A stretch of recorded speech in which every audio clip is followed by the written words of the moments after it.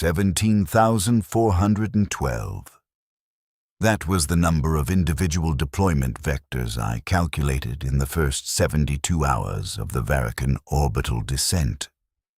I remember the number because I recalculated it 6 times, each time arriving at a different figure due to atmospheric interference, corrections and last-minute requisition changes that arrived through 7 separate chains of command, none of which communicated with the others.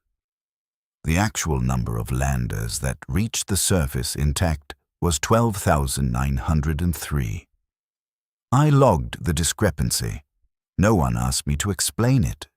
My designation at that time was Logistics Adjutant 3rd Class Menander Vosk, assigned to the Departamento Munitorum's 47th Expeditionary Supply Coordination Division.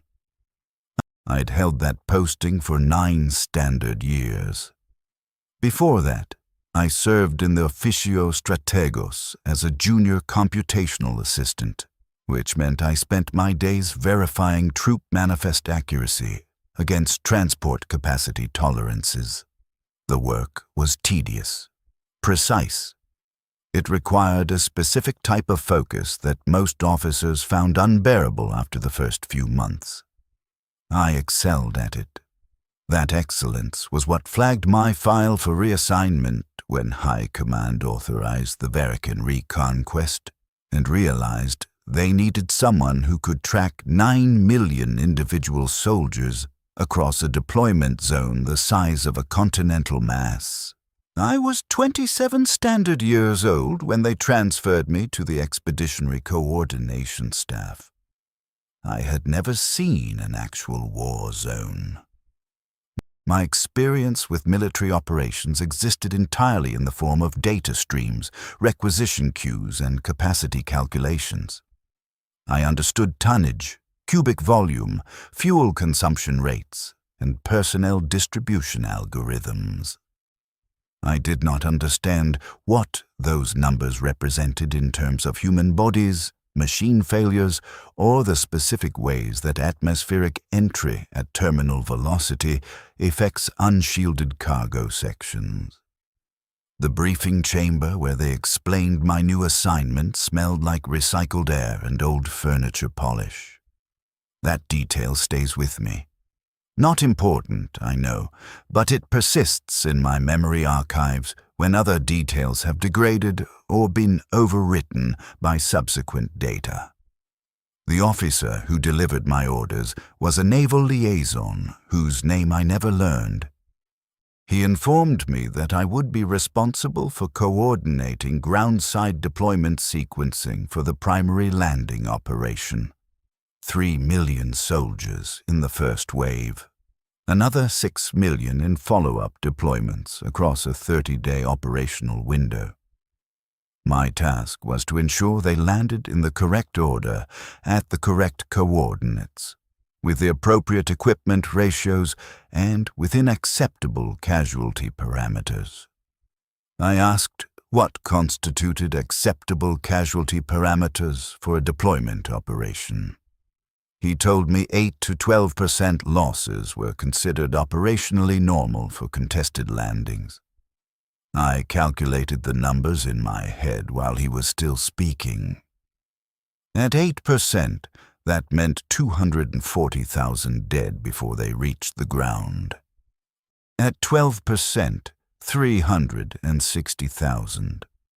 I must have shown something on my face because the liaison officer told me those were extremely favorable projections compared to most invasion operations, and that I should consider it a testament to the Navy's orbital superiority that we expected to land nearly 9 in 10 soldiers alive. I logged the conversation. I reported for duty 6 hours later. They transferred me to the command vessel Enduring Resolve, a Dictator-class cruiser retrofitted for expeditionary command operations. My workspace was a sub-deck calculation chamber with 43 other logistics coordinators, all of us processing different aspects of the same enormous equation. How do you move millions of human beings from high orbit to a hostile planetary surface without losing so many that the invasion fails before it begins? The answer is, you do it very carefully, with extensive redundancy built into every system, and you accept that thousands of them will die anyway because the scale of the operation makes individual survival irrelevant compared to aggregate success ratios. They gave me 3 weeks to familiarize myself with the operational parameters before the fleet reached Varican orbital space. 3 weeks to absorb 300 years of accumulated deployment doctrine, study geological surveys of 17 potential landing zones, cross-reference regimental compositions with terrain compatibility assessments, and memorize the load capacities of 47 different classes of orbital lander and dropship. I slept 4 hours per cycle. I consumed nutrient paste directly from dispensary tubes because sitting down for meals represented inefficient time allocation. By the end of the 3rd week, I could recite the carrying capacity of a Devourer-class dropship in cubic meters, the fuel consumption rate of a Tetrarch-pattern heavy lander during atmospheric insertion, and the personnel capacity tolerances for 92 different regimental configurations. I thought I understood what I was preparing for. I was wrong. Understanding the numbers is not the same as understanding what the numbers do. The first time I observed an actual deployment through the shipboard optical auger arrays, I registered the visual data without fully processing its implications. The landers descended in waves, thousands of them, each one a geometric shape silhouetted against the gray-green atmosphere of Varican's northern continent. From orbital distance, they looked like seeds falling through clouds, small, orderly. The auger operator who managed the visual feed was eating ration biscuits while he worked, entirely unconcerned with what we were watching. I asked him if the deployment was proceeding according to expected parameters. He told me it looked standard. I logged his assessment.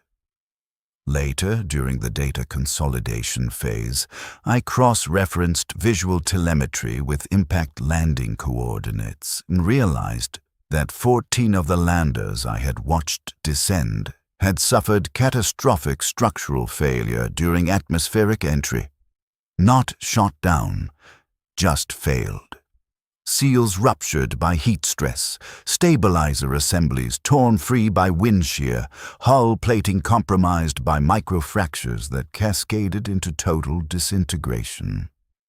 The soldiers inside those landers did not die in combat.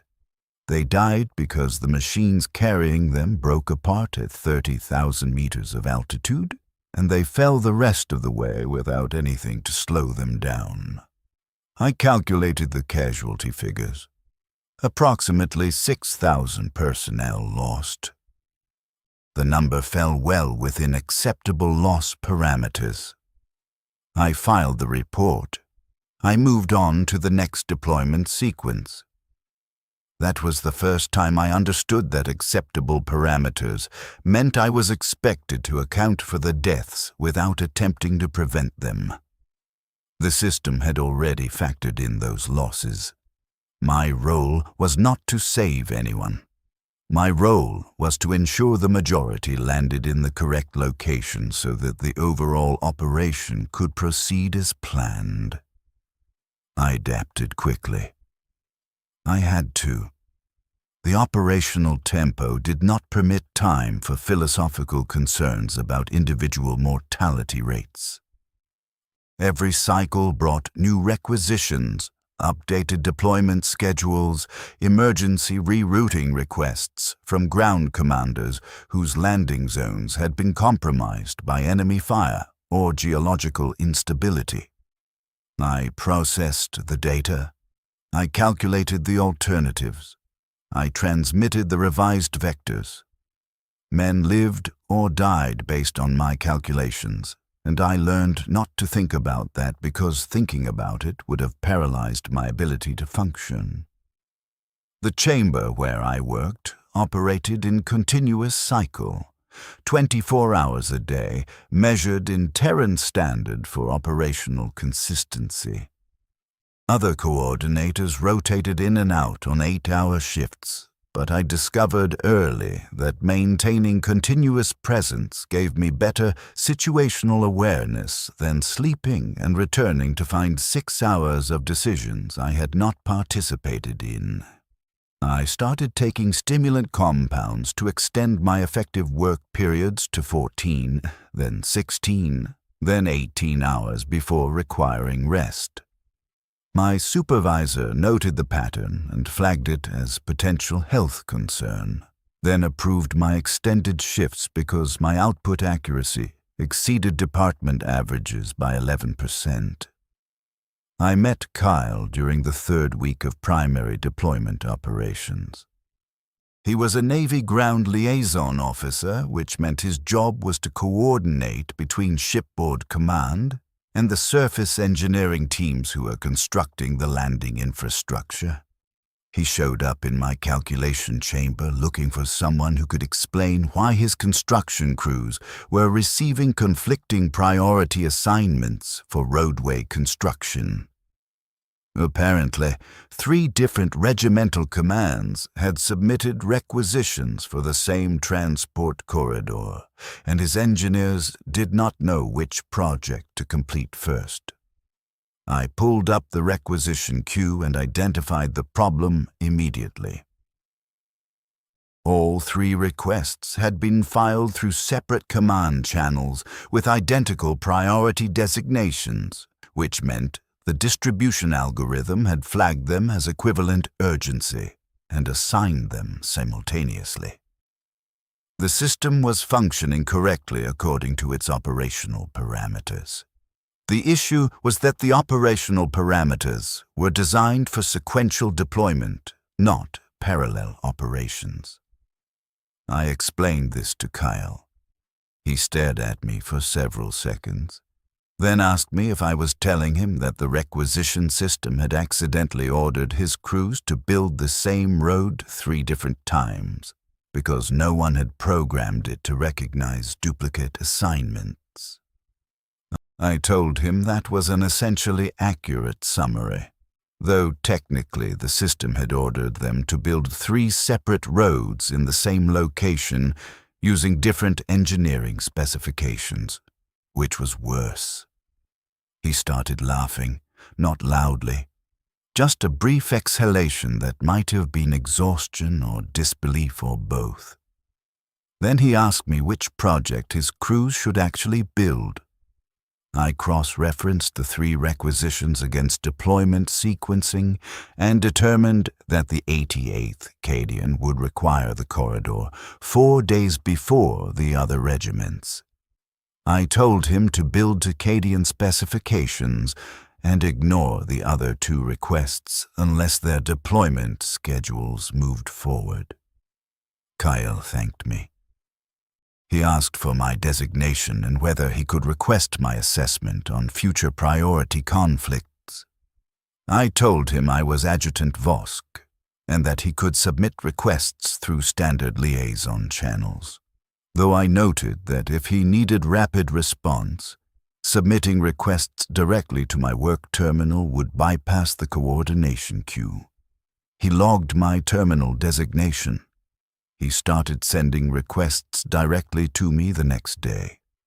Over the following weeks, I processed 47 separate priority assessments for his engineering operations: roadway construction, landing pad reinforcement, bridge load capacity verification, temporary housing deployment for follow-up waves. Every request required calculating troop movement projections, cross-referencing regimental arrival schedules, and assessing whether the requested construction timeline was physically achievable given available resources. I discovered I was more efficient at these calculations than most coordinators, because I had started building predictive models that anticipated resource conflicts before they appeared in the official requisition queues. Kyle began visiting the calculation chamber in person rather than submitting requests through data channels. He claimed it was more efficient to discuss complex engineering problems directly rather than encoding them in requisition format. I agreed with his assessment. I also noted that most officers avoided the calculation chambers because they found the atmosphere oppressive. Too many coordinators working in silence, too much data density, too many decisions that resulted in consequences they preferred not to think about. Kyle did not seem bothered by any of that. He would stand next to my work terminal and wait while I processed his requests, occasionally asking questions about deployment logistics that had nothing to do with his immediate problems. One time he asked me how many individual soldiers I had tracked through the deployment operation so far. I pulled up my cumulative processing log and told him I had calculated landing vectors, supply distributions, or transportation assignments for approximately 4,200,000 personnel. He asked me if I had ever met any of them. I told him no. I worked in orbit, they were on the surface. There was no mechanism by which I would encounter them. He said that made sense, then fell silent for long enough that I looked up from my terminal to see if he was still present. He was watching me with an expression I could not interpret. He asked me if it bothered me, tracking millions of people I would never meet. I considered the question carefully before answering because it felt like the kind of question that carried implications about my psychological fitness for the assignment. I told him that individual identity was operationally irrelevant at this scale, and that if I attempted to process each personnel entry as a distinct individual human being, rather than as a unit of resource allocation, I would suffer cognitive paralysis within the first day. The system functioned because we maintained appropriate emotional distance from the data. Kyle absorbed this response. He told me that was probably true, and also completely horrifying, and also exactly the kind of thinking that allowed the Imperium to function at all.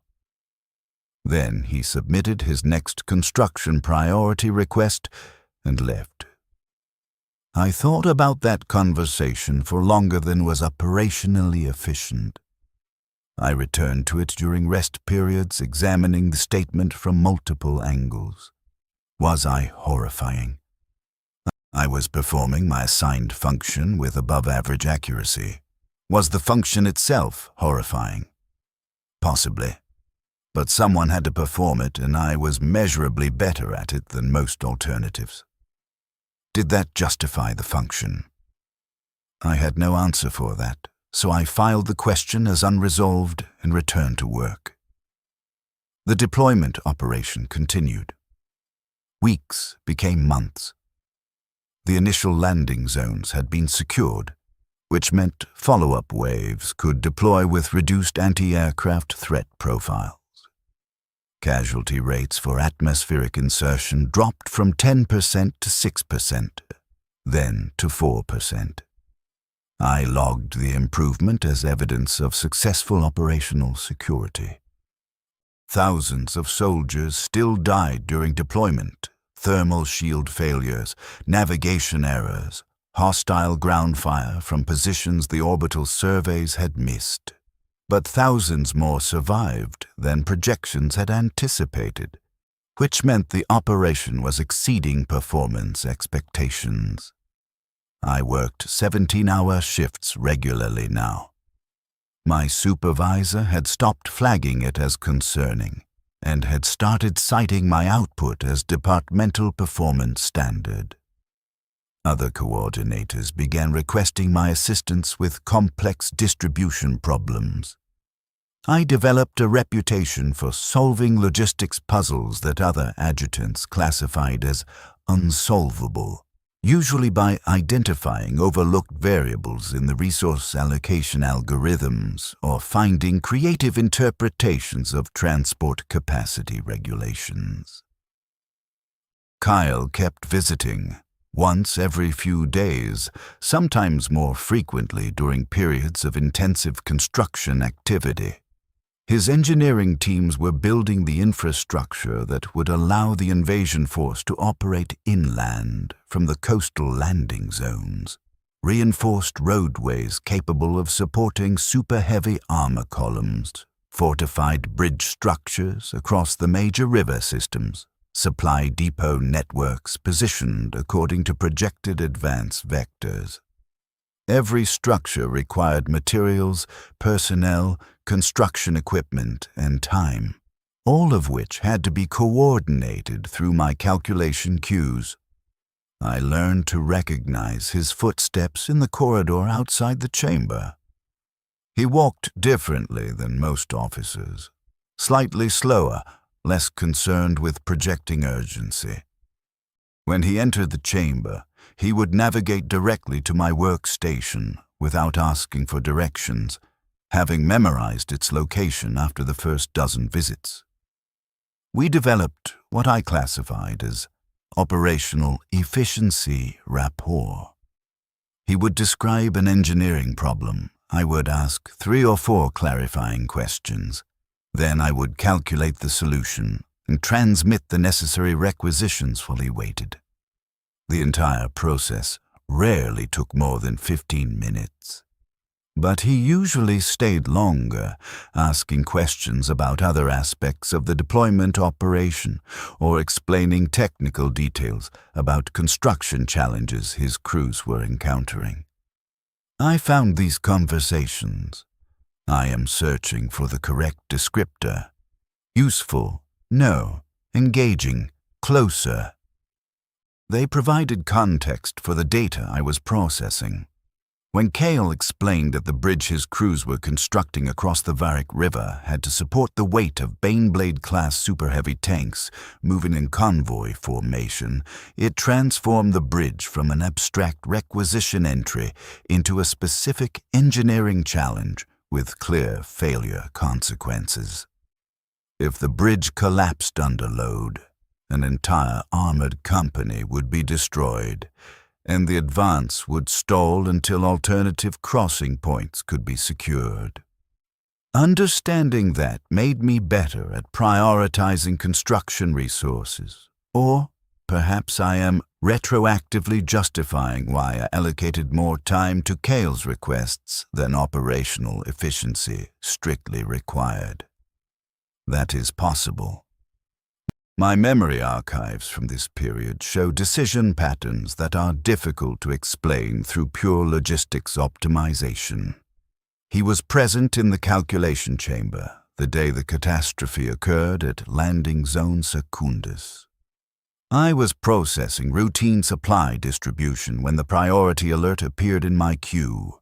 Multiple lander crashes at LZ Secundus, casualty figures still being compiled, immediate reassessment of deployment vectors required. I pulled up the incident data and felt something cold settle in my chest cavity. Not metaphorically. An actual physical sensation like my internal temperature had dropped several degrees. 17 landers. Simultaneous catastrophic failure across an entire deployment wave. Initial casualty estimates exceeded 20,000 personnel. I started pulling the data logs, trying to determine what had caused simultaneous failure across multiple craft. Navigation error. No, the landers had been following correct approach vectors. Hostile fire. No evidence of anti-aircraft activity in the sector. Mechanical failure. Possible, but simultaneous failure across 17 separate craft implied systemic rather than random malfunction. Kyle noticed I had stopped responding to his previous question. He asked if something was wrong. I told him there had been a significant incident at LZ Secundus, and I was attempting to determine causation. He moved closer to read the data on my screen. We isolated the problem together. Or rather, I isolated it while he stood there watching me work through the analysis. The landers had been loaded according to standard weight distribution protocols, but someone had updated the cargo mass calculations for the 19th Brontian Regiment's equipment loadout without updating the corresponding lander balance algorithms. The regiment carried non-standard heavy weapon configurations that exceeded the original equipment mass projections by 18%. The landers had been overloaded by amounts that fell within individual craft tolerance margins, but exceeded safety parameters when combined with Varican's higher-than-average atmospheric density. The craft had not crashed because of mechanical failure. They had crashed because someone had made a calculation error, and no one had caught it before 17 landers full of soldiers had attempted atmospheric entry with insufficient stabilization for their actual mass. I searched the modification logs to determine who had updated the equipment mass parameters. The authorization code was mine. I had approved the cargo mass revision 4 weeks earlier as part of a batch of 643 separate equipment modifications. I had reviewed each modification according to standard verification protocols, checking that the submitted masses matched the equipment specifications in the regimental manifest. I had not cross-referenced the updated masses against atmospheric insertion stability calculations because that was not part of standard verification protocols. That calculation was supposed to be handled automatically by the lander loading algorithms. Except the loading algorithms had not been updated to account for Varican's atmospheric density variations because that update was managed by a different department that operated on a different coordination schedule, and the interface between the two systems had no error-checking protocols for this specific type of cross-system miscalibration. I had killed 20,000 soldiers by approving a routine equipment update without verifying integration with systems I had no official responsibility for monitoring. Kyle was reading the same data I was. I could hear his breathing, slightly faster than normal. I waited for him to say something. He did not speak for nearly a full minute. Then he asked me if there was any way to prevent the same error from affecting other deployment waves. I told him yes, I could flag all pending cargo mass revisions for manual stability verification and push an emergency update to the lander loading algorithms. He told me I should do that immediately. I implemented the corrections. It took 40 minutes to process all pending revisions and verify they would not produce similar failures. During that time, Kyle remained standing next to my workstation, not speaking, just present. When I finished the verification process, I sat motionless, staring at the screen, trying to process what had happened. 20,000 dead. Because I had not checked something I had no procedural requirement to check. Because the system had a gap between two coordination departments and I had not noticed the gap. Because I was processing hundreds of modifications per day and I could not possibly verify every potential interaction effect. So I had to trust that other departments were managing their responsibilities. And in this case, that trust had been operationally incorrect. Kyle finally spoke. He told me that it was not my fault. I told him that was factually incorrect. The authorization code was mine. The error had been preventable if I had implemented additional verification steps. Therefore, the responsibility was definitionally mine. He said that was not what fault meant. He said the system was designed to distribute these kinds of errors across enough people that no individual could be held responsible, and that was exactly what made it monstrous. I asked him to clarify what he meant. He said that if I had been responsible for loading one lander and I had miscalculated the mass and that lander crashed, then yes, that would be my fault. But I was not responsible for loading one lander. I was responsible for coordinating millions of people moving through a system with thousands of potential failure points, any one of which could kill thousands of people, and no human being could possibly monitor all of those failure points simultaneously.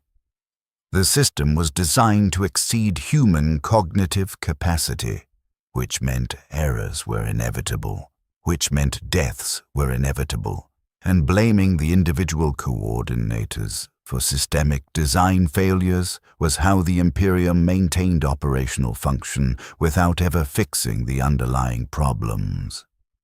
I processed his statement. I told him that even if his analysis was correct, 20,000 people were still dead because I had signed an authorization form. He asked me if I intended to stop signing authorization forms. I told him no. Cessation of my duties would produce worse outcomes than continuation with improved verification protocols. He said that was exactly his point. Then he asked me if I wanted him to stay or if I needed to be alone. I did not understand the question. He clarified. Did I need time to process what had happened without someone standing there watching me? I told him his presence did not interfere with my processing capacity. He said that was not what he was asking. I looked at him directly for the first time since discovering the error. He was watching me with an expression I had learned to recognize. Concern, maybe, or something adjacent to it. I told him I did not know what I needed, which was the most honest statement I had made in months. He nodded and told me he would stay until his shift rotation required him to leave. He remained standing next to my workstation for another 3 hours. We did not speak during that time.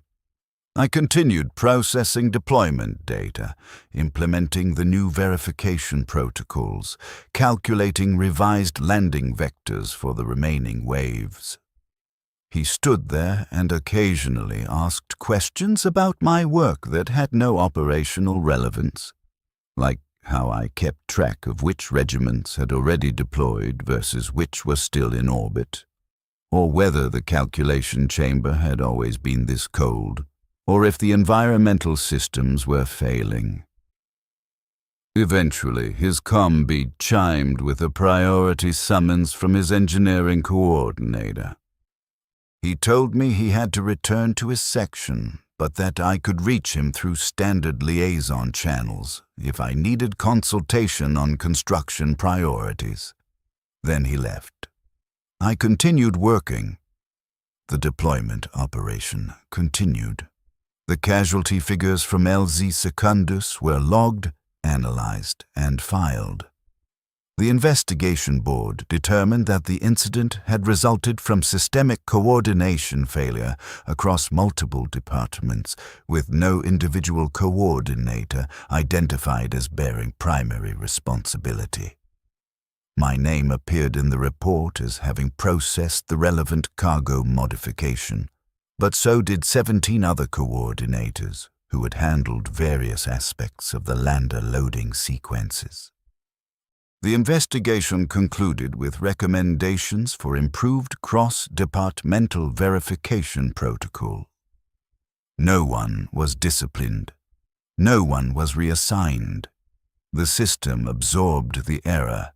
distributed the blame across enough individuals that it became meaningless and continued functioning. I implemented triple-layer verification protocols for all future cargo modifications. I reduced my processing speed by approximately 9% in exchange for significantly increased accuracy. My supervisor noted the change and approved it after I explained the trade-off calculation. Other coordinators began adopting similar protocols, which meant my error had at least produced systemic learning that would prevent future occurrences of that specific failure mode. 20,000 dead, and the outcome was improved bureaucratic procedures. That seemed inadequate, but inadequate outcomes were still superior to no outcome at all, so I filed it as acceptable and moved forward. Kael's visits became more frequent after that. I am uncertain whether the increase was coincidence or deliberate choice on his part. He continued submitting construction coordination requests, but he also started asking me questions about my background, where I had trained, how I had been selected for logistics coordination, whether I had family in any of the deployed regiments. I answered his questions accurately because I had no reason to withhold information, though I noted that most officers did not express interest in coordinator personnel backgrounds. I learned details about him in exchange. He had served in the engineering corps for 16 years. He had overseen construction projects on 7 different campaign theaters. He had lost his entire original crew on a deployment to Zyaron 4, when enemy artillery struck their temporary barracks during a night cycle. He had been absent from the barracks at the time, having been summoned to an emergency coordination meeting with regimental command. He had returned to find the structure reduced to rubble and ash. He told me this during one of his visits, not as confession or emotional processing, just as factual background when I asked why he always personally verified construction site security before allowing his crews to begin work. He explained that most officers delegated security verification to subordinates, but he had learned that personal verification was the only method he trusted anymore. I told him that sounded like operationally sound risk management. He said it probably was, and also that it meant he did not sleep very much because he was constantly verifying things that were supposed to be someone else's responsibility. I told him I had similar patterns with cargo manifest verification. He said he had noticed. We stood there in silence for a moment. Then he asked me if I had eaten recently.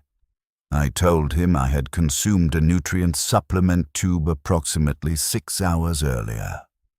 He said that did not count as eating and that I should accompany him to the officers' mess for an actual meal.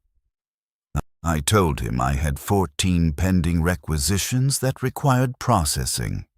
He told me the requisitions would still be there in 40 minutes and that I was going to damage my processing capacity if I continued operating on stimulant compounds and nutrient paste.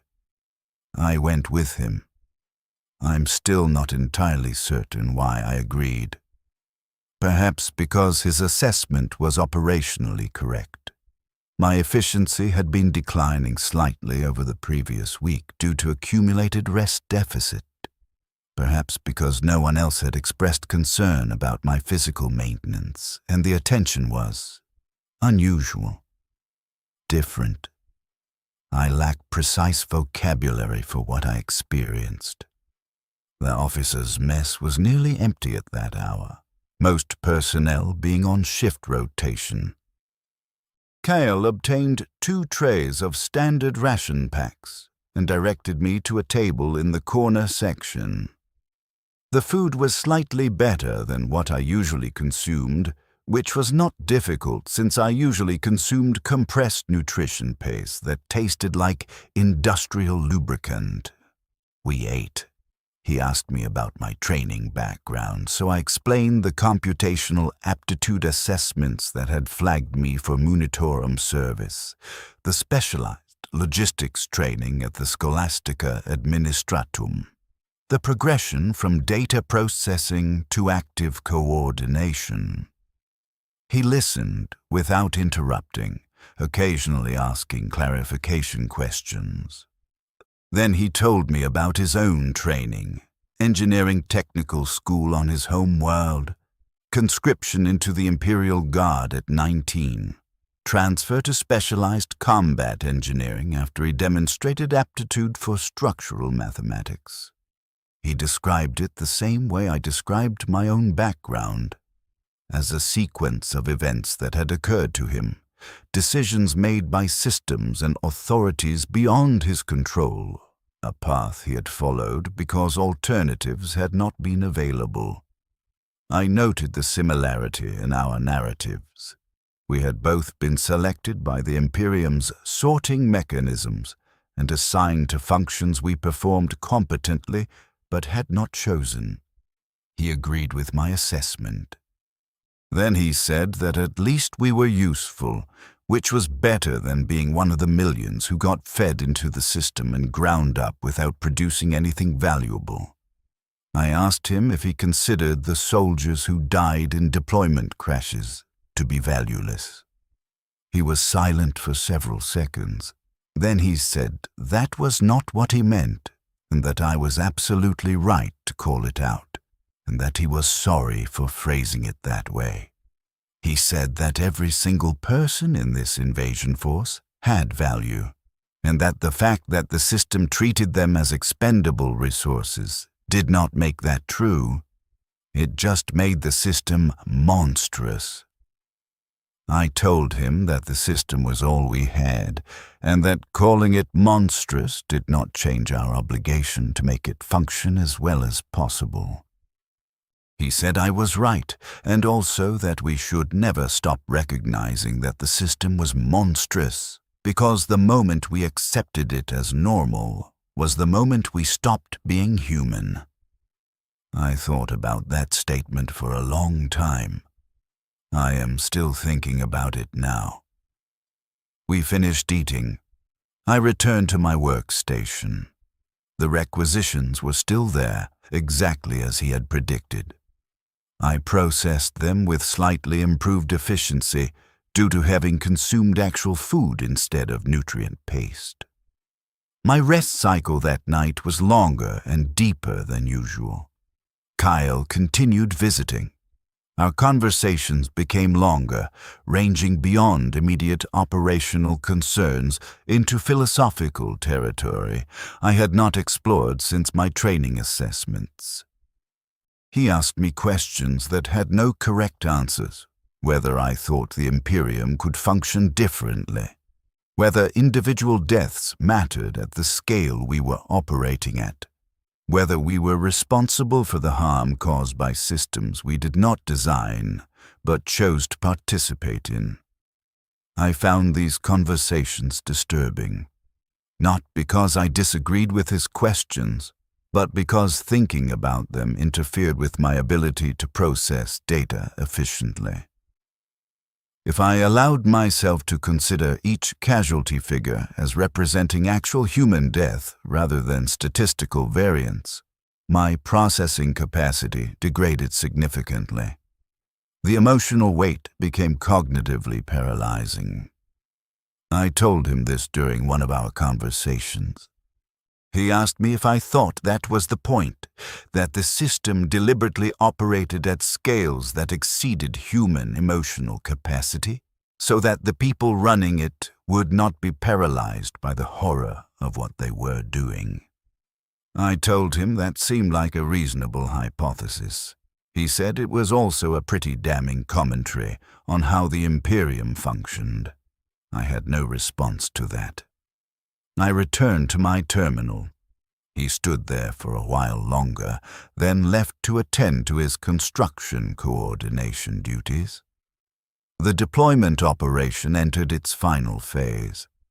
9 million personnel successfully delivered to the surface across a 73-day operational window. Final casualty figures: 647,000 deaths during orbital insertion and initial deployment phase. That represented a 7.2% loss rate, slightly better than the pre-operation projections of 8 to 12%. My department received official commendation for operational efficiency. The citation noted that the deployment had been completed ahead of schedule with below-projected casualty rates, demonstrating exemplary coordination and resource management. I received a personal notation in my service record acknowledging my contributions to the operation's success. 647,000 dead, and I received a commendation. I showed the citation to Kyle during his next visit. He read it silently, then asked me how I felt about it. I told him I did not know how I felt about it, which was becoming my standard response to his questions about emotional states. He said that was probably the only sane reaction to being commended for efficiently organizing a process that killed 600,000 people. I told him that most of those deaths would have occurred regardless of coordination efficiency, hostile fire, equipment malfunction, environmental hazards. Improved coordination had likely saved tens of thousands of lives by reducing preventable errors like the LZ Secundus incident. He agreed that was true. He also said it did not make the commendation any less obscene. We stood there in the calculation chamber, surrounded by other coordinators processing data, all of us contributing to the vast machinery that consumed millions of human beings and converted them into operational outcomes. I asked Kyle why he kept visiting me when these conversations clearly disturbed him. He said they disturbed him less than not having them would, because at least when we talked about it, we were acknowledging that there was something wrong with what we were doing, rather than just processing it as normal operational routine. I told him it was a normal operational routine. That was definitionally what it was. He said that was exactly the problem. That was the last philosophical conversation we had before the bridge incident. The bridge incident occurred during the consolidation phase, 6 weeks after primary deployment concluded. Kyle's engineering crews had been constructing a reinforced span across the Halvik Gorge, a geological formation 40 kilometers inland from the coastal landing zones. The bridge was necessary to support the armored advance into the continental interior. Without it, heavy vehicle columns would have to detour 300 kilometers through terrain that reconnaissance had flagged as unsuitable for super-heavy chassis. The bridge design called for a suspended span structure anchored to reinforced pillars on either side of the gorge. Total length, 870 meters. Load capacity, sufficient to support a full Baneblade company crossing in convoy formation. Construction timeline, 42 days from foundation excavation to final certification. Kyle had been coordinating the project for 38 days when the request came through my terminal. Priority escalation from ground command. Armored units needed the bridge operational within 72 hours to support an accelerated offensive timeline. Enemy forces were consolidating defensive positions further inland, and High Command had determined that rapid advance was necessary to prevent them from establishing fortified lines. I pulled up the construction progress reports and cross-referenced them against the accelerated timeline. The bridge was not complete. 72 hours would allow for final surface layer installation and basic safety certification, but not the full load testing sequence that Kale's engineering protocols required. I calculated the risk differential. Operating at 94% completion with abbreviated testing would increase structural failure probability from 0.03% to approximately 2.1%. 2.1% probability across a full Baneblade company meant statistical likelihood of one vehicle loss due to structural failure. Acceptable parameters according to standard risk assessment matrices. I began drafting the authorization for accelerated completion. Then I stopped. I sat there staring at my terminal screen, cursor blinking in the authorization field, unable to proceed. Something was interfering with my normal processing patterns. I identified the interference. I was thinking about Kyle standing on that bridge, personally verifying the structural integrity before allowing armored units to cross, trusting that the construction had been completed according to his specifications. I paged him directly instead of filing the authorization. He responded within 3 minutes, appearing in the calculation chamber with data slate in hand, clearly expecting a routine coordination request. I explained the situation. High Command wanted the bridge operational in 72 hours, which would require eliminating the full load testing sequence. His expression changed while I was explaining. Not dramatically. Just a slight tightening around his eyes, a shift in the angle of his jaw. He asked me what the failure probability calculation showed.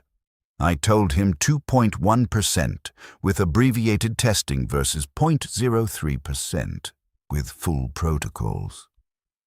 He was silent for approximately 10 seconds. Then he asked me if I had already authorized the acceleration. I told him no. I had paged him first. He asked why I had done that when I had authorization to approve the request independently. I told him I was uncertain, which was accurate. My decision-making process had been compromised by non-operational variables, specifically by my concern about his reaction to discovering the bridge had been certified without his full testing protocols. He looked at me for a long moment. Then he said that he appreciated that I had consulted him and that he wanted to register his objection to the accelerated timeline, and that he understood his objection would not prevent the authorization from being approved because operational necessity outweighed engineering safety margins. I told him I could deny the request. He asked me what would happen if I denied it. I explained that the request would escalate to my supervisor, who would approve it because the risk differential fell within acceptable parameters, and that I would likely be flagged for inappropriate delay of priority operational requirements. He told me to approve it. I hesitated. He noticed the hesitation and asked me why I was delaying. I told him that I did not want to be responsible for another mass casualty incident due to insufficient verification. He said that the situations were different. The LZ Secundus incident had been a procedural gap that no one had identified, whereas this was a calculated risk with known probability parameters.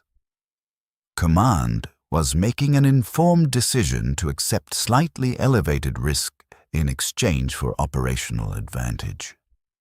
That was not the same as an unidentified systemic failure. I asked him if he believed that, or if he was saying it to make me feel better about approving the request. He said both could be true simultaneously. Then he said I should approve it because refusing would not prevent the bridge from being certified early. It would just delay the inevitable by a few hours, and damage my service record in the process. I filed the authorization. 72 hours later, the bridge was certified for operational use. Kyle's crews had worked continuous shifts to complete the surface installation and conduct abbreviated load testing.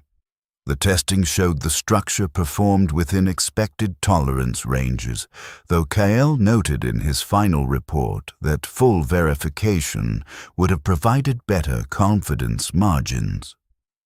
The armored column began crossing 6 hours after certification. I monitored the operation through data feeds, tracking each vehicle's transit time and comparing it against structural stress projections. 53 vehicles crossed successfully.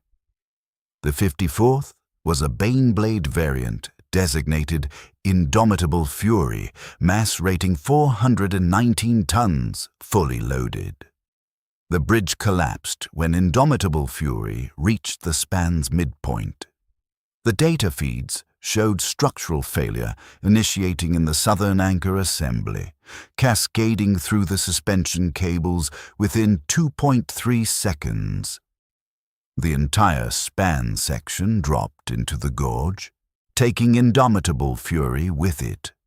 The crew did not survive. Additional casualties occurred when the following vehicle, a Lehman Russ command tank, was unable to brake in time and went over the edge as well. Total casualties, 23 personnel, 2 super heavy vehicles destroyed. The armored advance stalled for 6 days while engineers constructed an alternative crossing point. I accessed the post-incident analysis within an hour of receiving the casualty report. The investigation determined that the southern anchor assembly had been improperly seated during foundation work, creating a structural weak point that had not been identified during abbreviated testing. Full load testing would have detected the flaw. The investigation board concluded that the incident resulted from accepting elevated risk in exchange for operational speed, and that such decisions were within normal command discretion for active combat operations. No one was disciplined.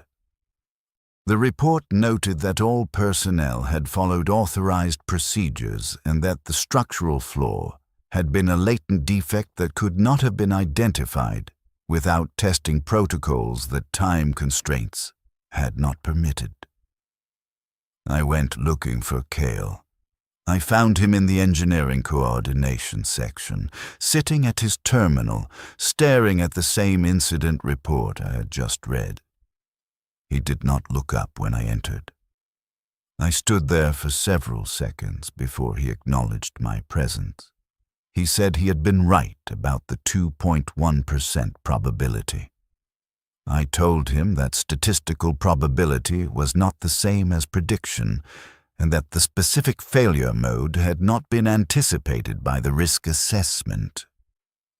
He said that did not matter. He had known the bridge was not ready. He had objected, and then he had allowed them to certify it anyway because refusing would have been futile. I told him that his assessment was correct. Refusing would not have prevented the certification. He said that was exactly the problem. The system was designed so that no individual refusal could stop it from consuming people, which meant everyone could participate while claiming they had no choice, which meant everyone was complicit, but no one was responsible. I had no response. He continued staring at his terminal. After a long silence, he asked me if I remembered what he had said about the moment we stopped being human. I told him yes. He had said we stopped being human when we accepted the system as normal. He said he thought maybe it was actually worse than that. Maybe we stopped being human when we continued participating, even after we recognized the system was monstrous, because at that point we could not claim ignorance. We were just choosing to be part of the machine because the alternative was too difficult. I told him that withdrawing from the system would not save anyone. He agreed. He said that was exactly what made it perfect. The Imperium had constructed a machine so comprehensive that moral refusal was functionally meaningless, which meant morality itself became irrelevant, which meant people like us could process the deaths of thousands while eating ration packs and receiving commendations. I asked him what he wanted me to say. He told me there was nothing to say. He told me he needed to be alone. I left. He did not visit the calculation chamber for the next 11 days. I monitored his work assignments through liaison channels and confirmed he was still performing his engineering coordination duties. His output remained within normal parameters. He was functioning, but he did not contact me, and I did not page him because I had no operational reason to do so, and I could not justify personal contact that served no official purpose. On the 12th day, he appeared in the calculation chamber during my night shift. Most other coordinators had rotated out, leaving only the skeleton crew that maintained continuous operations. He approached my workstation without explanation and asked if I had time to review a construction priority request. I told him yes and pulled up my terminal's requisition interface. He did not submit a request. He stood there next to my station, not speaking until I looked up at him directly. He said he wanted to apologize for the way he had reacted after the bridge incident. I told him no apology was necessary. His emotional response had been proportionate to the circumstances. He said that was not the point. He said he had been angry at the system and had directed that anger at me, which was unfair because I was just as trapped in the machine as he was. I told him I did not feel trapped. I had volunteered for this assignment. I was performing my function competently. If anything, I had been successful within the system's parameters. He asked me if success within a monstrous system was something I wanted to be proud of. I told him that pride was not relevant. Competence was all I could control, and incompetence would result in worse outcomes than competence. Therefore, competence was the only ethical choice available. He absorbed that statement. Then he said that he thought I might be right, and that he had been trying to figure out whether continuing to participate made him complicit, or whether refusing to participate would just result in someone less careful replacing him. He said he had not reached a conclusion, but he had decided that withdrawing from our conversations because he was angry at the Imperium was counterproductive and made him feel worse rather than better. I told him I had missed our conversations. The statement emerged before I had fully processed whether it was appropriate to vocalize.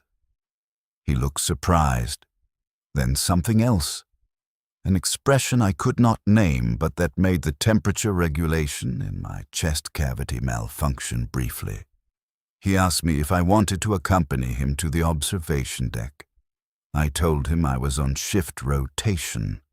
He checked the chronometer and noted that my shift ended in 14 minutes. I told him I usually worked past my scheduled shift end. He said that maybe I should not do that tonight. I secured my terminal and logged out 17 minutes later. We walked to the observation deck in silence. The deck was empty at that hour, most crew being either on duty or in rest cycle. The armored viewports displayed Verican's surface, gray-green terrain marked by the geometric patterns of deployed military infrastructure. From orbital distance, the entire invasion looked clean, orderly. You could not see the bodies or the burned-out vehicles or the mass graves that had been dug to process battlefield casualties. Kyle stood at the viewport for several minutes without speaking. Then he said that he had been doing this work for 16 years, and he still could not reconcile the numbers with the reality. I asked him what he meant.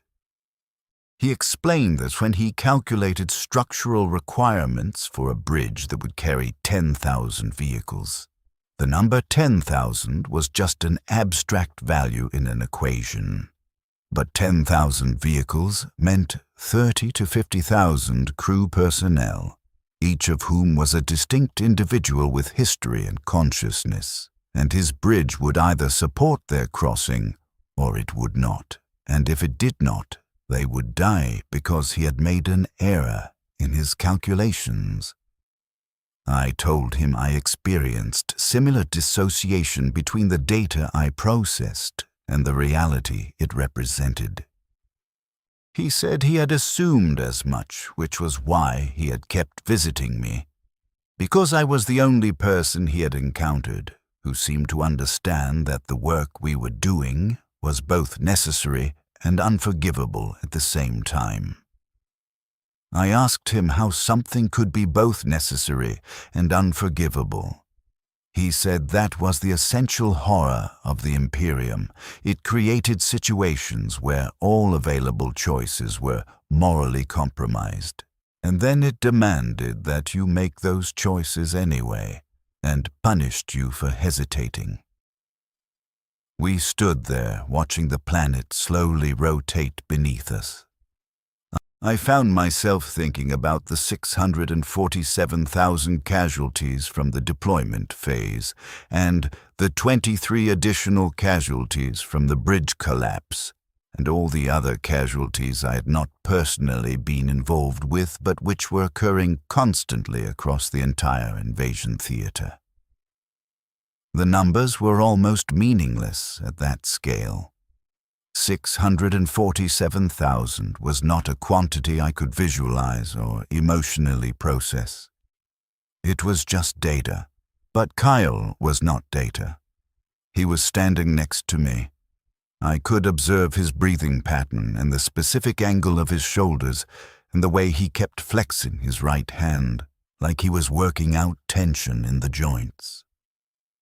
He was discreet, particular, real in a way that the 647,000 were not. I told him this. He said that was exactly the cognitive limitation the Imperium exploited. Humans could not emotionally process mass casualties, but they could form attachments to individuals, so the system operated at scales that exceeded human empathy, while allowing just enough individual connection to maintain psychological function. We could survive processing millions of deaths as long as we had one or two specific people we cared about. The personal connections did not undermine the system. They sustained it by preventing complete emotional collapse. I asked him if he was saying our friendship was a systemic pressure valve that allowed us to continue participating in mass death without experiencing paralyzing guilt. He was quiet for a moment. Then he said yes, probably, and also that he did not care because the friendship was the only thing making his existence tolerable, and if it was also the mechanism by which the Imperium prevented him from refusing to participate, then that just proved his earlier point about all choices being compromised. I had no counter-argument. We stood there for another 20 minutes before he said he needed to return to his quarters for rest cycle. I told him I would return to the calculation chamber. He asked me if I ever actually slept.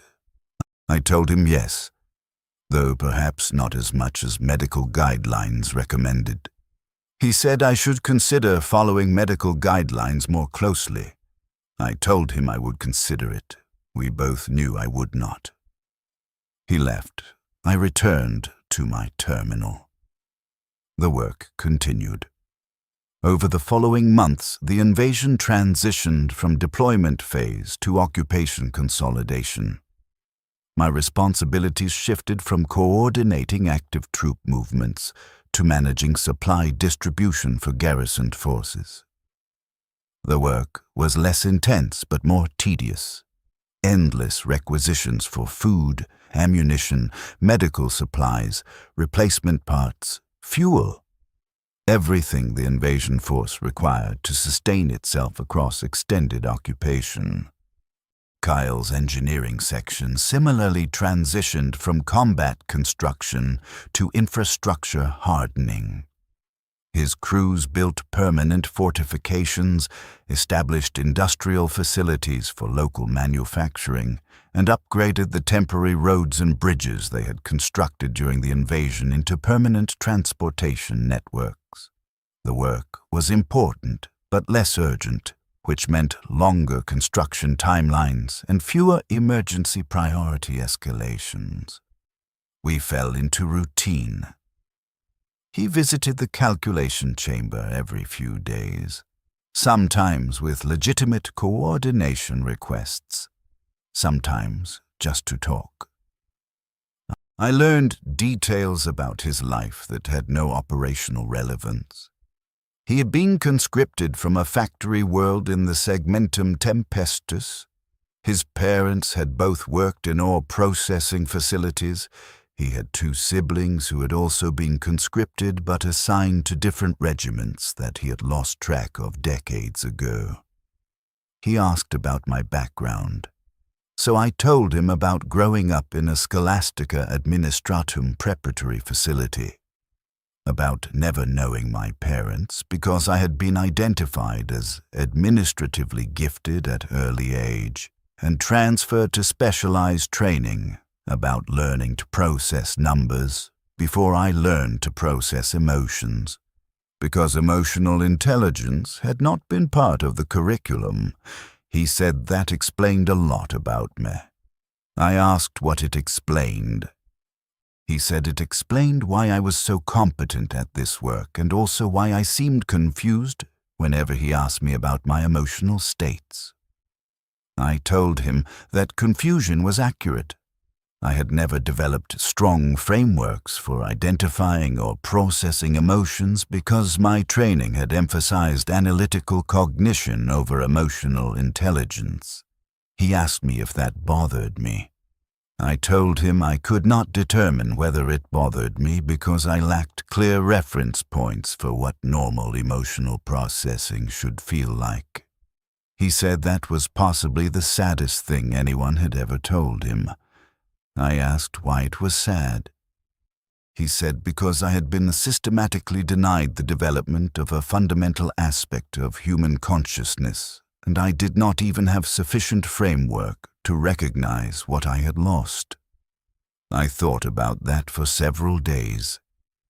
Eventually, I decided he was probably correct, and also that examining what I had lost served no operational purpose because I could not recover it. So I filed the observation and moved forward. The routine continued for 8 months. Then the reassignment orders came through. I received notification through official channels. My expertise was required for a new deployment operation in the Tertius sector. Transfer orders effective in 30 days. I processed the notification mechanically, updating my personnel status and beginning transition documentation for my replacement. I had been expecting reassignment eventually. Expeditionary coordination assignments typically lasted 18 to 24 months before personnel were rotated to different operations. I was reviewing the transition documentation when I realized I had not informed Kale about the reassignment. I paged him through liaison channels. He arrived in the calculation chamber within 20 minutes, which was faster than usual response time. I explained the situation. I had received transfer orders and would be departing the Enduring Resolve in 30 days. He did not respond immediately. When he did speak, He asked where I was being transferred to. I told him the tertius sector, which was experiencing logistical complications with a multi-system campaign operation. He asked if I had any information about what engineering sections were assigned to that operation. I told him I did not have access to that data yet. He was quiet again. Then he said that 30 days was not much time. I agreed. He asked me if I was... He paused, searching for words. If I was concerned about the transfer. I told him concern was not accurate. I had expected reassignment. This was normal personnel rotation. He said that was not what he was asking. I asked him to clarify his question. He said he wanted to know if I was going to miss him. The question was so direct that I experienced brief processing paralysis. I told him that I had never considered that specific question. He said I should consider it now. I processed the question carefully. Would I miss him? I did not have strong historical data on what missing someone felt like because I had never formed attachments significant enough to experience their absence as distinct psychological deficit. But when I attempted to model what my routine would be like without his regular visits to the calculation chamber, I experienced something unpleasant. Not pain exactly. More like anticipating a system malfunction that I could not prevent. I told him yes, I would miss him. He said he would miss me as well. Then he asked me if there was any mechanism by which we could maintain contact after I transferred to the new operation. I told him that interfleet communications were possible but heavily restricted for non-operational traffic. Personal correspondence was technically permitted, but had to be processed through multiple security review layers and was often delayed by weeks or months. He said that sounded better than nothing. I agreed. He asked me if I would be willing to maintain correspondence. I told him yes. We spent more time together during those final 30 days than we had in the previous 8 months combined. He visited the calculation chamber daily, often staying for hours after his coordination requests had been processed. We talked about subjects that had no operational relevance, his memories of his home world, my fragmented recollections of the Scholastica training facilities, his theories about what the Imperium would look like if it operated differently, my observations about patterns I'd noticed in logistic systems across multiple campaigns. One night during the final week, he asked me if I'd ever considered what would happen to all the data I had processed. I told him it would remain archived in the Munitorum's records indefinitely, unless the archives were destroyed. He said that was not what he meant. He wanted to know if I thought anyone would ever analyze all the decisions I had made, all the coordination sequences I had calculated, all the lives I had affected through my calculations. I told him probably not. The data volume was too large for meaningful individual review, and once an operation concluded, most coordination records were archived without further analysis. He said that meant my entire contribution to this invasion, all the work I had done, all the decisions that had determined who lived and who died, would just disappear into storage banks and never be examined again. I told him that seemed like the expected outcome. He said it was also profoundly unjust, because it meant I had been responsible for the survival or death of millions of people, and there would be no accounting of those decisions, no evaluation of whether I had made correct choices, no recognition of the weight I had carried. I told him I had received a commendation. He said the commendation was meaningless. What he was talking about was actual accountability. Someone examining every decision I had made and determining whether I had done the best possible job or whether I had made errors that could have been prevented. I told him that level of review was logistically impossible. He said that was exactly the problem. On my final night aboard the Enduring Resolve, Kyle met me at the observation deck after I completed my shift transition documentation. We stood at the viewport watching Varican's surface, which now looked different than it had during the initial deployment phase. The geometric patterns of military infrastructure had expanded, covering vast sections of the visible continent. From orbit, the invasion looked complete, successful, permanent. Kyle said that he had calculated approximately how many people he had kept alive through his construction work. Bridges that had not collapsed, fortifications that had protected soldiers from enemy fire, supply routes that had delivered resources efficiently. He estimated his work had probably saved somewhere between 15,000 and 20,000 lives, compared to what would have happened if someone less competent had been doing his job. I told him that seemed like a reasonable estimate based on comparative casualty analysis. He said it still meant he was complicit in a system that had killed 647,000 people during deployment phase alone, and probably another 100,000 during the occupation consolidation, and that his participation had been voluntary, even if his initial conscription had not been. I said that withdrawing his participation would not have saved anyone. He agreed. He said that knowing that did not make him feel less responsible. We stood in silence. Then he asked me what I was going to do when I reached the Tertius sector. I told him I would perform logistics coordination for the campaign operations, same function I had performed here. He asked me if I would think about the conversation we were having. I told him I thought about most of our conversations repeatedly, even when operational efficiency would be better served by not thinking about them.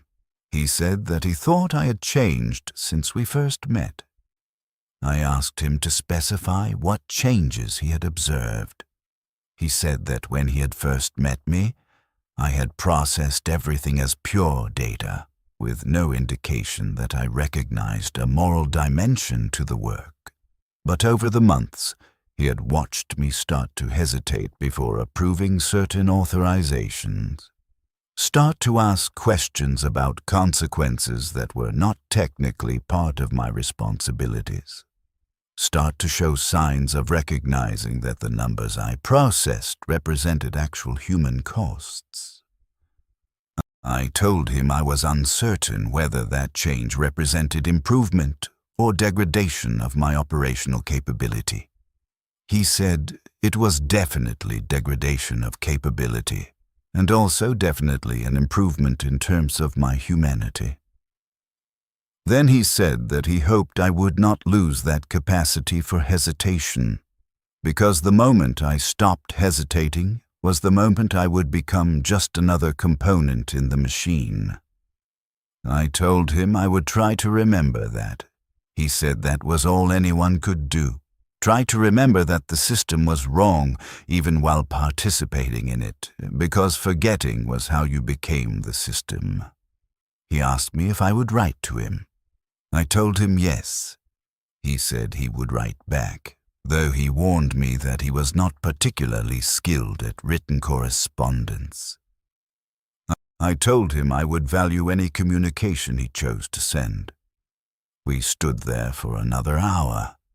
Eventually, he said he needed to return to his quarters because he had early shift rotation.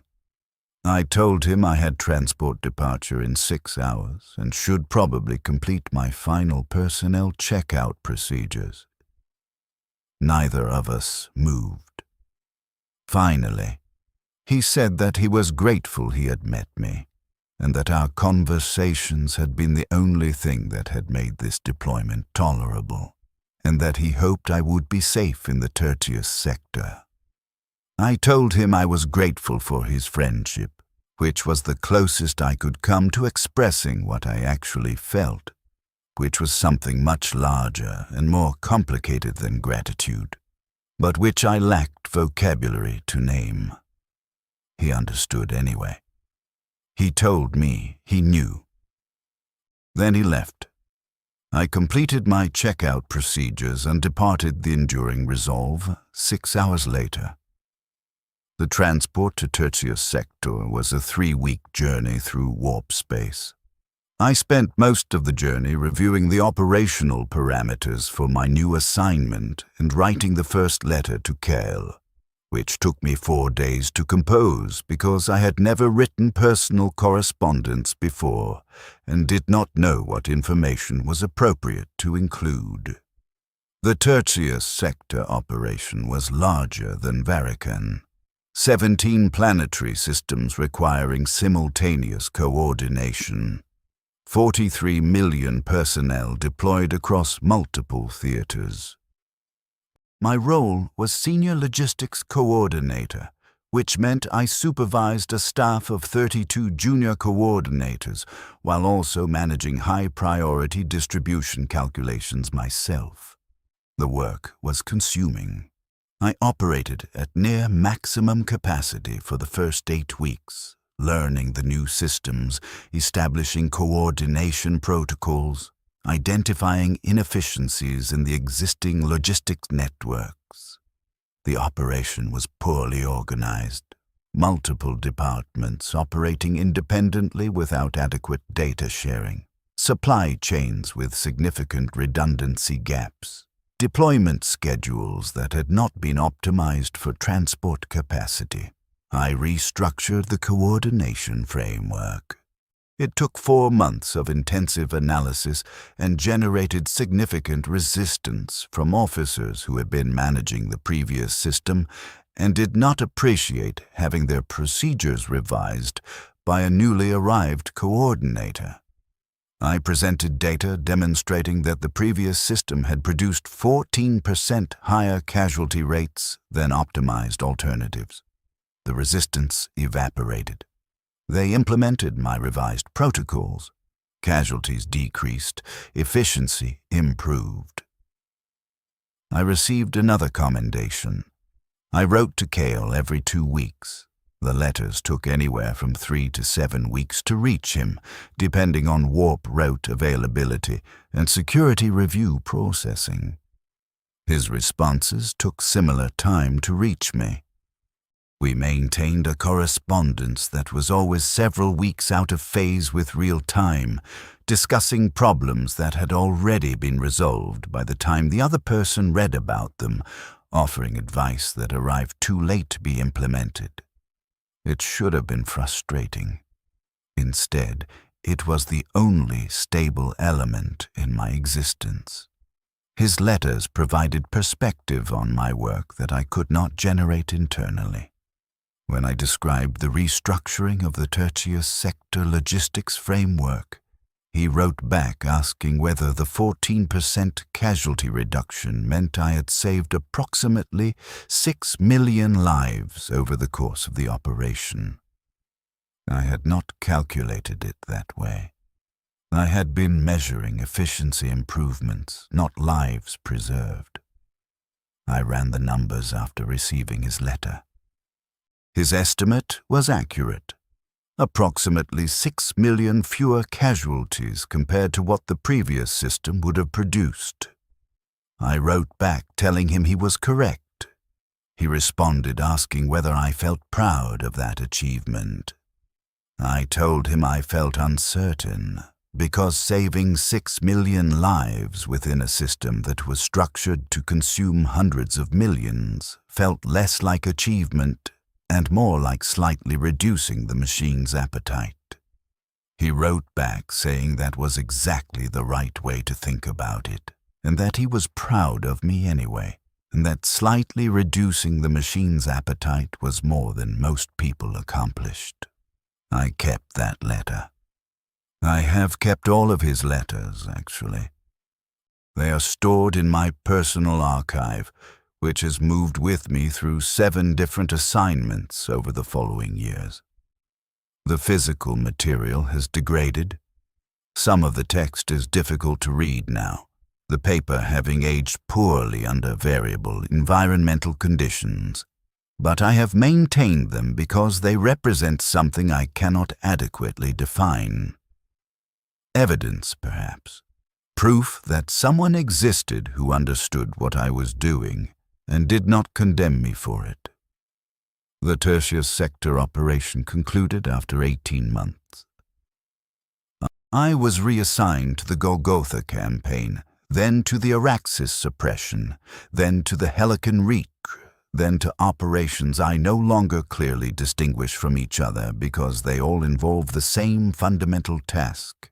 Calculate how to move millions of soldiers from one location to another with minimal losses, recognizing that minimal losses still meant hundreds of thousands dead. Kyle and I maintained correspondence through all of it. His letters tracked his own progression through different campaigns, engineering projects on different worlds, all variations on the same essential work. Build the bridges, construct the fortifications, establish the supply routes, keep the machine functioning.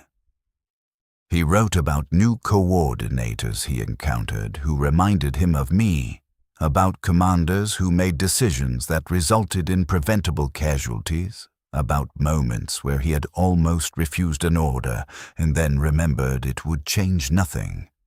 His letters became darker over time. Or perhaps darker is not correct. More resigned.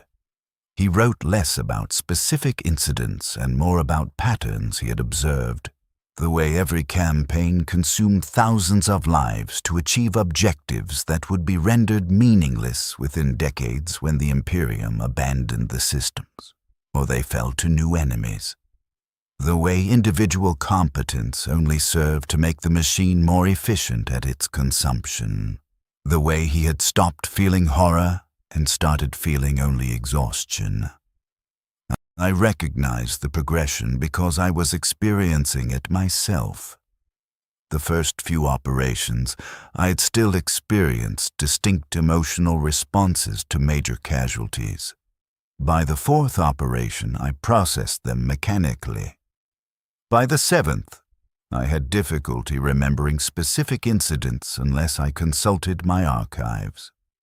I was becoming what Kale had warned me about, a component in the machine, performing my function without the capacity for hesitation that had once marked me as still human.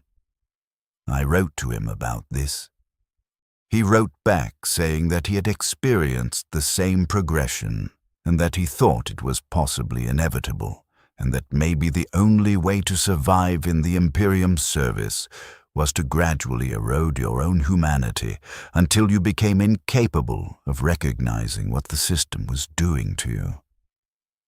Then he asked me a question.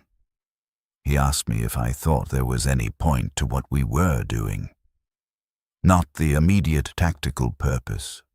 Obviously, our work achieved the objectives we were assigned, but the larger purpose. Did I think the Imperium's expansion and conquest served any goal beyond its own perpetuation? I spent 3 weeks composing my response. I told him I did not think there was a larger purpose. The Imperium conquered because it was structured to conquer. It consumed because it required consumption to maintain its scale. It ground millions of lives into statistical abstracts because that was how it processed the reality of its own existence. There was no grand plan, no ultimate objective, just the vast machinery of its own momentum. He wrote back agreeing with my assessment. Then he wrote something I've returned to many times in the years since. He said, If there is no purpose beyond perpetuation, then our only choice is whether to participate efficiently or inefficiently. I choose efficiency because inefficiency produces the same outcomes with more suffering along the way. But I will never stop recognizing that this choice makes me complicit in something monstrous. If I forget that, if I ever start believing that what we do is good rather than merely necessary, then I will have completed my transformation into a component of the machine. So I remember. I choose to remember, even when remembering is painful, because memory is the last fragment of resistance available to me. I think about that statement frequently. I think about it when I approve deployment schedules that will result in predictable casualty figures. I think about it when I receive commendations for operational efficiency. I think about it now as I record this testimony. Our correspondence continued for 11 years. Then his letters stopped arriving. The first missed letter I attributed to warp route delays, common enough in interfleet communications. The second missed letter was concerning but not yet alarming. The third prompted me to submit a location query through official channels. The response took 6 weeks to process. Engineering coordinator Kyle had been killed during a construction accident on Mordian Prime. A temporary scaffolding assembly had collapsed while he was conducting personal safety inspection, resulting in fatal crush injuries. His body had been processed according to standard mortuary protocols. His personal effects had been archived. His service record noted 17 years of exemplary performance and 3 citations for engineering excellence. I received this information through a standard casualty notification data packet. 3 sentences of biographical summary. Cause of death, disposition of remains. Filed and archived. I sat at my coordination terminal after reading the notification, unable to process what to do next. I had no procedural framework for this situation. I was not his family. I had no official standing to request additional information or file for personal effects transfer. I was not even listed in his service record as known associate because our friendship had existed entirely through unofficial correspondence. By all official measures, Kyle had not existed in my life. We had never served in the same unit after Varikan. We had no documented connection beyond a few logged coordination requests from our time on the Enduring Resolve. The 11 years of correspondence had been personal, unofficial, maintained outside formal channels. There was no record of it in any Munitorum database, which meant his death was just another casualty notification in a list of thousands I processed every month. Another data point, another name that would be archived and forgotten. I remember sitting there, trying to determine what I felt. My emotional processing frameworks had degraded significantly over the previous years. I could identify that I was experiencing distress, but I could not determine the specific character or intensity of that distress. It was just wrong. Everything was wrong. The data on my screen was wrong. The notification was wrong. The fact that I was expected to continue working was wrong. I did not continue working. I secured my terminal and returned to my quarters. I remained there for 17 hours, which was the longest unscheduled absence I had taken in 9 years of service. My supervisor paged me multiple times. I did not respond. When I finally returned to my coordination station, my supervisor summoned me for review. He asked me if I was experiencing medical complications that required attention. I told him no. He asked me to explain my unscheduled absence. I told him I had received notification of a casualty and had required time to process the information. He consulted my file and asked me if the casualty was a family member. I told him no. He asked me if the casualty was in my command chain. I told him no. He asked me to clarify my relationship to the deceased. I told him we had maintained personal correspondence. He was silent for several seconds. Then he asked me if I understood that personal grief responses were not considered valid justification for unscheduled absence unless the deceased was immediate family or direct command authority. I told him I understood. He documented the incident as unauthorized absence and noted that repeat occurrences would result in reassignment to non-critical coordination duties. I returned to work. I processed deployment schedules, calculated supply distributions, optimized transport routes. The work continued. It always continued. I tried to write one final letter to Kyle, even though I knew he would never receive it. I spent 3 nights composing it, trying to articulate what his friendship had meant, how his letters had been the only thing preventing my complete transformation into a machine component, how his death had created a gap in my existence that I had no framework for processing. I could not complete the letter. Every attempt at articulation felt insufficient. How do you summarize 11 years of correspondence that had constituted your only meaningful human connection? How do you explain to someone who no longer exists that they had been the evidence you used to remind yourself you were still human?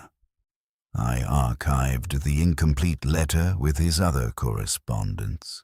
I have carried those archives through every subsequent assignment. They represent the only proof I have that I was once capable of connection, that I once had access to perspectives beyond pure operational efficiency. That was 14 years ago. I have served in 8 additional campaigns since Kale's death. I have coordinated logistics operations for 63 million personnel across 17 different theaters. I have calculated deployment sequences, supply distributions, transport routes, casualty projections, and resource allocations for operations spanning entire sectors. I am very good at my work. My efficiency ratings are consistently in the top percentile. I have received 6 additional commendations. I have been promoted 3 times. I currently hold the designation of Senior Logistics Coordinator, First Class, which means I supervise coordination staffs of 40 to 50 junior officers while maintaining direct control of critical calculations. I process casualties the way I process supply requisitions now. Data points, numbers in distribution calculations. I no longer experience emotional responses to casualty figures. Not because I have overcome them, but because I have eroded my capacity to generate those responses. I am what Kale warned me I would become, a highly efficient component in the machine, performing my function without hesitation, without horror, without the capacity to recognize what I have become. Except I am recording this testimony, which suggests some fragment of recognition persists. Some archived process that still remembers there is something wrong with what I do. I have saved millions of lives through operational efficiency. I calculated the figure last week, approximately 19 million fewer casualties across my career compared to what average efficiency coordination would have produced. 19 million people who survived because I was better at calculating deployment sequences than other coordinators would have been. I have also enabled the deaths of approximately 40 million personnel by coordinating the operations that deployed them to combat zones where they were killed. The Imperium counts this as success. 40 million casualties across campaigns that achieved their strategic objectives is considered excellent performance. Most large-scale operations produce casualty rates much higher. I hold both numbers in my mind simultaneously. 19 million saved, 40 million dead. Net result, 21 million human beings who would not have died if the operations had never occurred.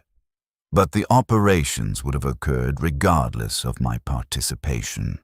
So my actual moral ledger is saving 19 million lives within a system that consumed 40 million. Is that redemption? Is that complicity? Is there a meaningful difference? I don't know. I genuinely don't know anymore. What I do know is that I continue to function. I process the requisitions. I calculate the vectors. I coordinate the deployment sequences that move millions of soldiers from orbital space to planetary surfaces, knowing that predictable percentages of them will die during insertion, that more will die in combat, that the survivors will be redeployed to different campaigns where the same patterns will repeat. The machine consumes. That is its nature. I am part of the machine. I make it more efficient. Is that better than refusing to participate and allowing the machine to be less efficient and consume more lives through preventable errors? Or is that just the rationalization I use to justify my continued participation? Kyle would have an answer to that question. Or at least he would have a perspective that acknowledged the question had no good answer, only variations of bad choices. But Kale is dead, crushed under falling scaffolding on a world I have never visited. His body processed according to standard mortuary protocols, and his consciousness erased from existence. I am the only person left who remembers our conversations, the only person who knows he spent 11 years trying to maintain his humanity while working for a system that systematically destroyed humanity. When I die, that memory will die with me. Because I have no one to pass it to, no one who would understand its significance. Maybe that is the final statement about the Imperium's nature. It does not just consume bodies, it consumes memory. It consumes the evidence of individual consciousness until all that remains is archived data in storage banks that no one will ever review. I have processed coordination data for 86 million personnel over the course of my career. 86 million individual human beings, each with their own history and consciousness, reduced to cargo mass calculations and deployment timing sequences. How many of them had friends like Kale? How many of them maintained correspondence that represented their only connection to their own humanity? How many of them died in accidents that were reduced to 3-sentence casualty notifications? I will never know. The scale prohibits knowing. That is the design. I continue to function. I will continue to function until I die, or until the Imperium decides my efficiency has degraded below acceptable parameters and reassigns me to archival duties where I can spend my remaining years filing reports no one will read. The machine continues. It has continued for 10,000 years. It will continue for as long as it can find fuel to consume, and the fuel is us, All of us, everyone who participates in its operation, because refusing to participate is impossible or futile or both. I think about Kyle's last letter sometimes. The one about choosing to remember that the system is monstrous even while participating in it. I think about whether I have honored that instruction, or whether I have forgotten despite my intention to remember. I think I have forgotten. Not completely. This testimony is evidence that some fragment of recognition persists, but mostly forgotten, mostly eroded into mechanical function, mostly transformed into the component he warned me not to become. But I am recording this anyway. For the record. For posterity. For whoever might find this testimony in some archive and wonder whether the person who coordinated the deployment of 86 million soldiers across 17 campaigns understood what they were doing. I understood. I understand. I participate anyway because the alternatives are worse, or because I lack courage to refuse, or because the system is designed to make refusal meaningless. All of those statements are true simultaneously. The Imperium functions because millions of people like me make small decisions every day to keep the machine operating. We tell ourselves those decisions are necessary. We tell ourselves someone has to do this work. We tell ourselves our efficiency saves lives, which is true. And we do not allow ourselves to dwell on the fact that our efficiency also enables the system to consume more lives in total. We are the logistics coordinators, the engineering crews, the monitorum officers, the naval liaisons, the supply coordinators. We are the invisible infrastructure that moves millions of soldiers across the stars.